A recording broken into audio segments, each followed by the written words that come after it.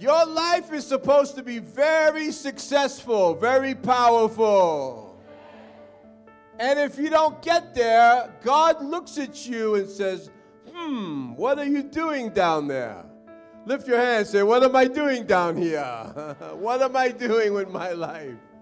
What am I doing with time? What am I doing with the gifts and talents that God gave me? I need to put them to work. Lift your hand and say, I was made to work. Work is not a bad word. It's a good word.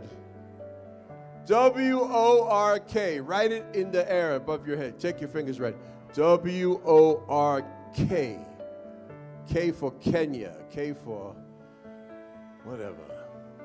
W for wisdom. O for opportunities. R for reality. Reality. And K for Kenya, or whatever you want to say. W-O-R-K. When you want God to begin to move, you have to show him your faithfulness. You have to show him your zeal. You have to show him your passion. You have to show him your love for him. Yes? You have to show him that you're serious about what he wants.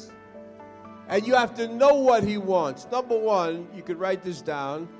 I must know exactly what the will of God is for me.